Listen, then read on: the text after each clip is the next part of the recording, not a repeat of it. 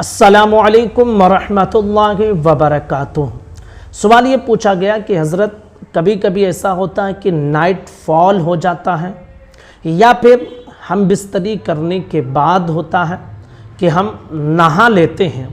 लेकिन नहाने के बाद फिर देखते हैं तो शर्मगाह से पानी निकला हुआ रहता है, तो क्या फिर से हम पर गुस्ल करना ज़रूरी होगा या नहीं होगा,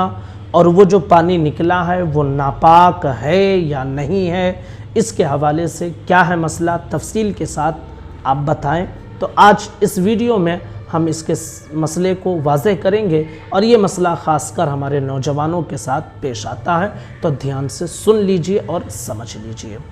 याद रख लीजिए कि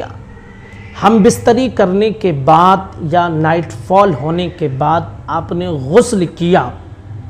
और फिर से आपने देखा कि पानी शर्मगाह से निकल गया है, तो आपको ये देखना है सबसे पहली चीज़ कि आपने गुस्ल जब किया है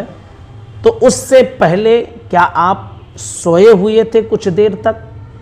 या फिर आप जो है नहाने से पहले 40 कदम चल लिए थे या नहीं, या फिर आप जो है नहाने से पहले पेशाब किए थे या नहीं किए थे। अगर हम बिस्तरी के बाद या नाइट फॉल होने के बाद आप कुछ देर तक सोए रहे हैं, या फिर आपने 40 कदम चल लिया है, या फिर आपने पेशाब किया है और उसके बाद गुस्ल किया है, गुस्ल करने के बाद फिर आपने देखा कि पानी निकला है, तो अब ये देखा जाएगा कि वो पानी शहवत के साथ निकला है या नहीं निकला है। अगर शहवत के साथ निकला यानी दोबारा फिर से नशा तारी हुआ और शहवत के साथ निकला है, तो भाई आप पर दोबारा गुस्ल करना ज़रूरी होगा और जहाँ वो लगा हुआ है उतने हिस्से को धोना भी ज़रूरी होगा। और अगर शहवत के साथ नहीं निकला है बल्कि ऐसे ही निकल गया है, तो ये माना जाएगा कि आपका गुस्ल नहीं टूटा है, और वो जो पानी निकला है उस पानी निकलने की वजह से आपका वज़ू ज़रूर टूट गया है और कपड़े के जितने हिस्से पर लगा है, चूँकि ये पानी जो निकला है ये नापाक है, तो कपड़े के उतने हिस्से को नापाक कर देगा। ये कब हुक्म है? जब हम बिस्तरी करने के बाद या नाइट फॉल होने के बाद, या तो आप थोड़ी देर सो गए थे, या फिर आपने पेशाब कर लिया था, या 40 कदम चल लिया था। और अगर हम बिस्तरी के बाद या नाइट फॉल होने के बाद आपने फ़ौरन गुस्ल किया, ना आप सोए, ना आप पेशाब किए, ना आप 40 कदम चले,